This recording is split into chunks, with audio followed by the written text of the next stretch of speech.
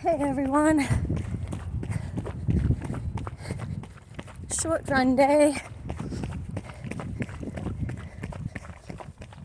I know the bluebells are out because I saw them 2 days ago, so I finally had some time to make it back out on the trail, although I'm on the lower section right now. I saw like 2 or 3 really small patches. They were looking a little I think they might be getting past their peak, or it's just gotten too hot. Like today it is going to be 82. Yesterday it was 75. The day before that it was like 62. So beautiful hot weather here in western Pennsylvania.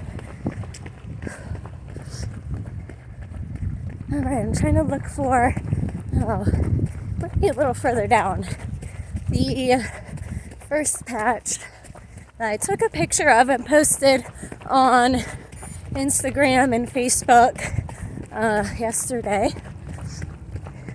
But yep, I'm gonna go see, because in the upper trail there's a lot more.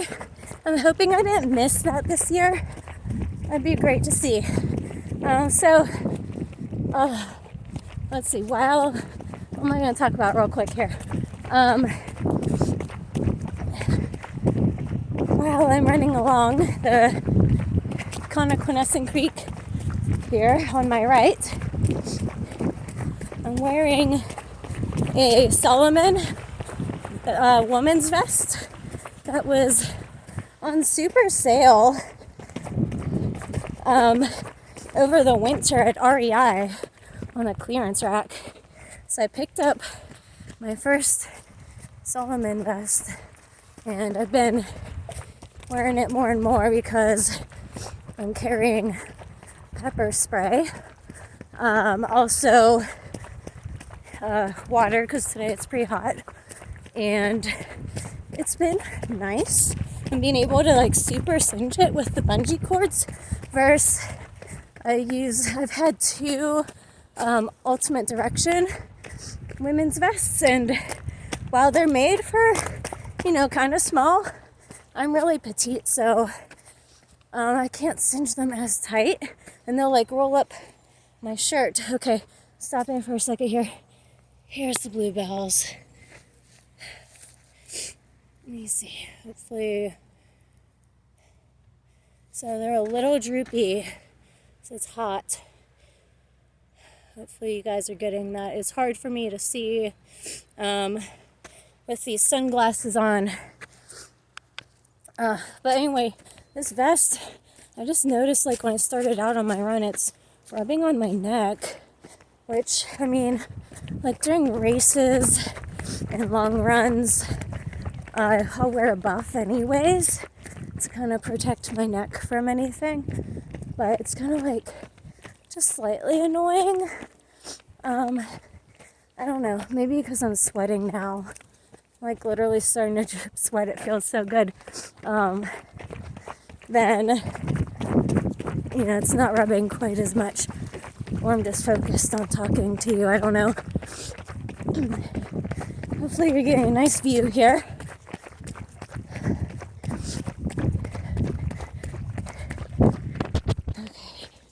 So we got some nice, I like the springtime because I can stop and look at things like this. We've got little spring flowers coming up. Although, let me point this out. I've got a lot of these in my yard. You know what that is? It's a stinging nettle. This whole trail will be lined with them. And I'll be picking them in my yard to cook up on the stove and eat.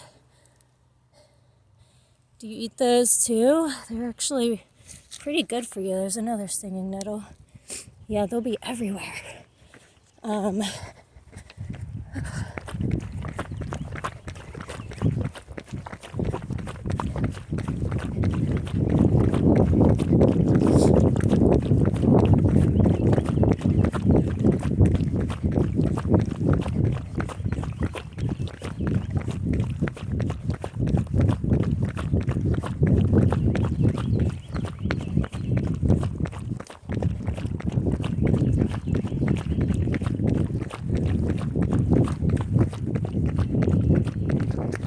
Alright, so back to talking about this vest real quick. Yeah, so I think it's gonna be nice having a smaller pack. Like my first UD pack was pretty small. My second UD pack was massive. I did my unsupported FKTs with those. And then I realized though, but as I was racing, and you know how like the better you get at racing as far as what you carry on you, like at first I would pack a lot of stuff that I wouldn't need, you know, but I've done 11 official 50 milers over the past, I think like 6 years or something like that, and I don't need a big pack like that. So it's nice to downsize and just have this, and we'll see how that is with 100 milers. I might need to use my old pack for that, but it is getting holes in it because I've used this so much. Oh, yeah, 100 milers. Oh, that's still hanging over my head because, like, you know, in your heart and in your head, like, you can definitely do it. And I mean, I'm there physically as well. I've just had I've been going after Oil Creek 100 for 3 years. And that one's just hard. But I know I'll get it. I keep doing that one because it's local. That's why I picked it. But I've had the coolest experiences, and I made a lot of friends at that race. So if I met you at Oil Creek, you're my friend. Oh, man. Yeah, so, yes, speaking of Oil Creek, I don't know if I'm doing it this year because some other things going on in my life, but I don't know, I might register last minute like I usually do. But I'm thinking about getting a porcupine tattoo, like a porcupine in a tree, because one, I've never seen anybody with a porcupine tattoo. I think that's kind of rare. I have seen images of them online, and they symbolize strength and courage and protection and cautiousness and defensiveness, which I think is really cool. But I also, it's gonna be my kind of tribute to trail running, because I've seen porcupines at Oil Creek State Park, and the year that it was so muddy that it was literally only 15 or 18% of people finished the race was the year that my friend and I, Joel, we knew we were going to DNF. We knew we were going to miss the cutoff time, and we were screwed. And it was the middle of the night, and we were freezing cold. It was snowing. It was below freezing, windy, and it was just brutal. And we were just marching along, slow crawl. Every step hurt because we were just in mud and water up to our shins. But we came across porcupine in that dark moment. Literally, we were a foot or two away from the porcupine. So it was just on the side of the trail. It was the coolest thing ever. Wow, you can tell it's hot because I'm winded. I'm not acclimated yet because we just started this heat.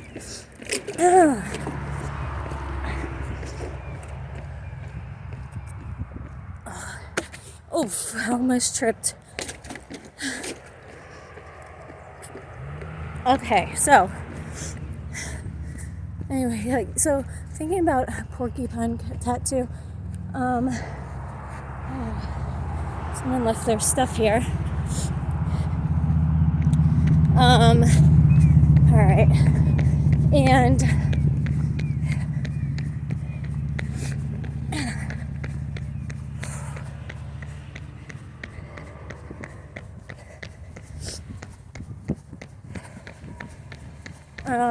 I don't know. I don't even know if I'm gonna say this next thing. I'm scheduling an appointment to get some more work done on my infant loss miscarriage tattoo here on my arm. So I literally just went through that again 2 weeks ago. 3 weeks ago, I don't even know. I've been barely getting by. Like, barely getting through it, guys. Which is why I wasn't at Cape Fear. I didn't even know if I was going to say anything. It's really hard to talk about running and life and going through things without mentioning what has just been like wrecking me. And I've known for like a month and a half. So, all right. So this is the hill behind me. I have to go up that.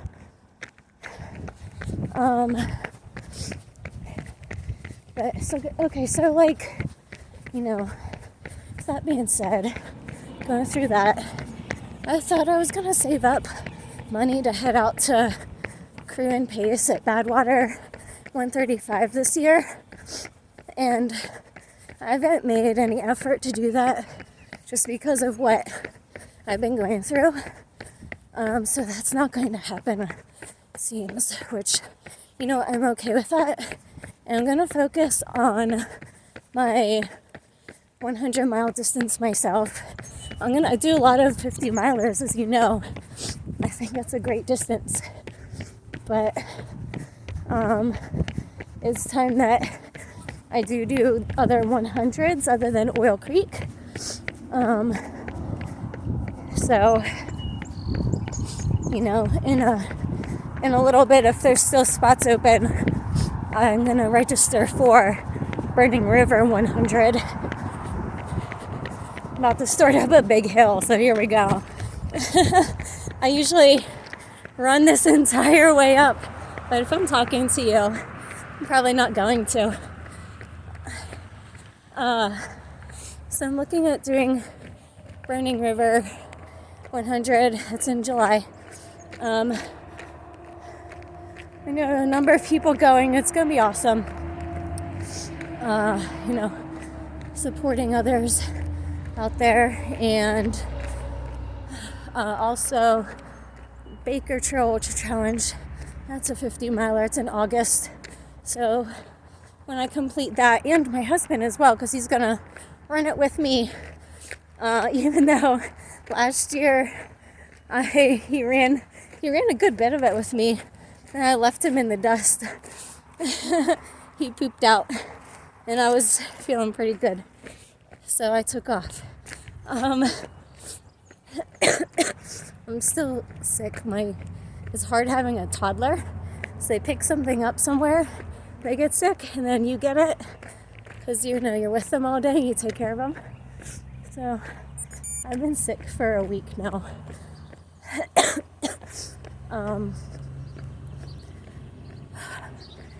Oh yeah, so when we finish Baker, we'll both get the coveted Baker rolling pin, the Baker's pin, which, if you know the Baker Trail Ultra Challenge, it's the Baker Trail, and it's split up into 3 sections.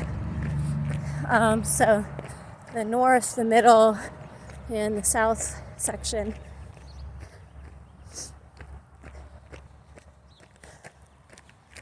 Oh boy, here we go. I'm gonna get some shade soon though, that'll be nice. And this here's the north section through the Cook Forest area. It's the most beautiful section I hear. And I believe it because I've been up there hiking before, and My parents took me up there a lot when I was a kid. So it's gonna be beautiful and I'm sure kind of hard. Technical trail wise and probably some elevation as well. But we'll get that Baker Pin Award. So then we'll have finished all 3 of the Baker Trail sections. So that's cool. Mud. All right, so epic fail. Like I dropped my kid off at school, but I forgot to put on my trail shoes. So I have on some Ultra road shoes. It's funny because talking about Baker, last year's race I actually wore these because about half of the race was trail and half was road. So I was like, we'll just wear road shoes the whole time. It wasn't the worst idea, but I don't know if I would do that again. So a lot of it was slippery and muddy. But yeah, so fail on today's part. I forgot to put on my trail shoes.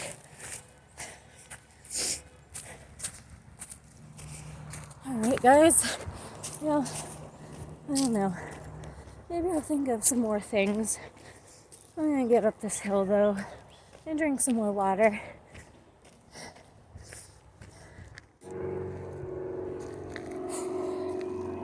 Alright, so yeah, at where the bluebells are. They're not looking so great. Seems like it's either too hot or it's past the prime. Maybe I need to keep going a little further up, but I'm pretty sure this is where they come up like really pretty every year.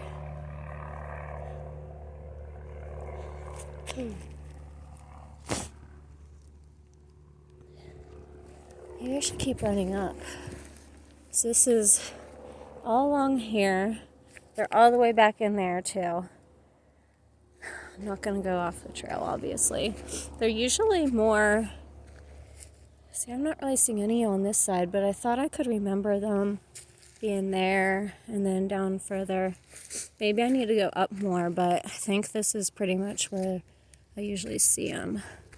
All right, let's run up a little further here.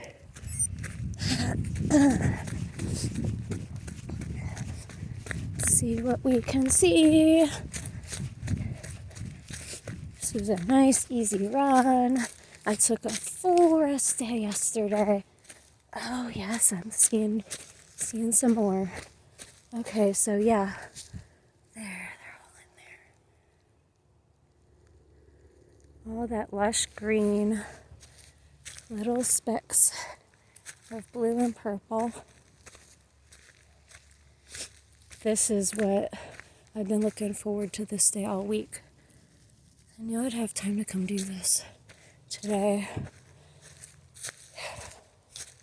I have 2 hours to run because I ate lunch early. Actually ate too much food.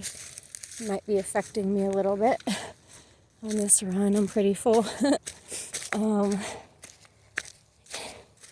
Let's see what else. Any more? Is that it? The most part seems like it. Yeah, that's awesome though.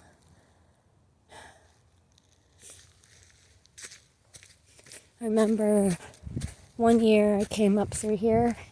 It was raining. Raining and a little misty. And seeing the bluebells. I think that video, that's on YouTube. It's an older video on YouTube, which is beautiful.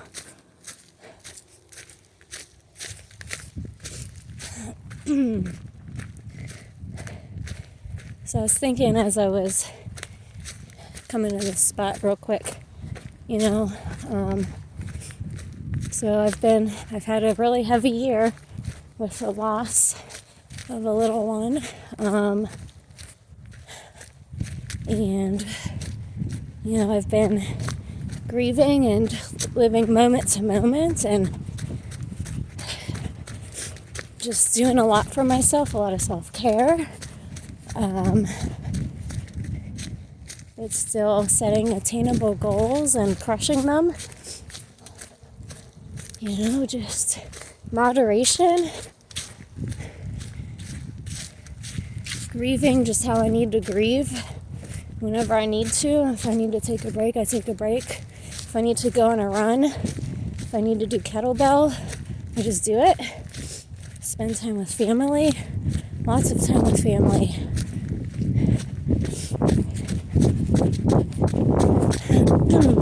Distractions when I need distractions. Talking to people when I need to talk to people. So if you're going through something, just don't turn to just only running or whatever it is for you. Don't use everything you have in your life. Use all of your resources and connections. That's what they're there for. A lot of times we feel like isolating, whether that is through running or just staying home and being on the couch.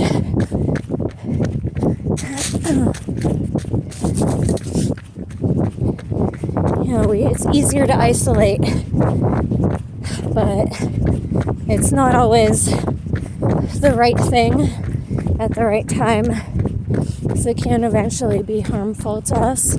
We need connection. See, I don't think I'm gonna go down this. I don't have my trail shoes on. It goes down this hill, down that hill, down another hill, and then down to Lookout Rock. So I'm just gonna admire the view, I guess, before I turn around. The creek is all the way over the edge here. There's the town.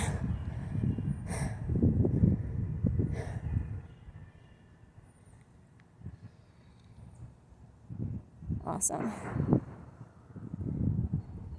Gunshots or something. Well, it could have been from one of the factories down there. So, like I was saying, use all of your resources. If you need help, reach out to me or somebody who you trust. Reach out to a professional counselor.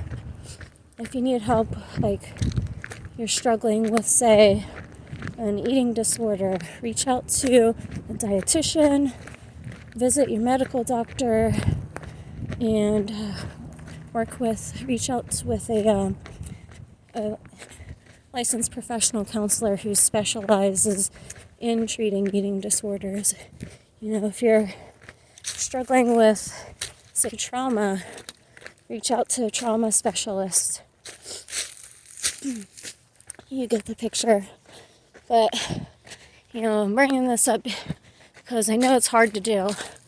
I know a lot of times we don't want to because we're tough as nails.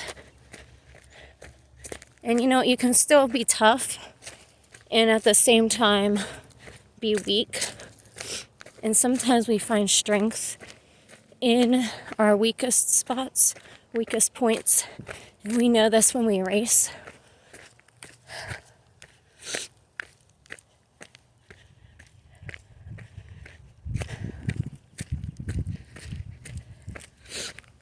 You can both, be David Goggins, take his approach, his mindset approach, and still, not push yourself when you don't need to. Like when you need self-care. Am I making a wrong turn? Oh no, there's the white line.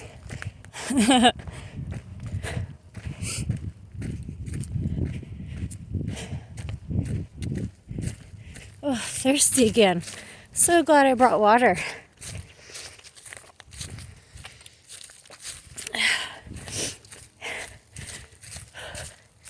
Yes. All right, time to start running again. All right, bye, bluebells.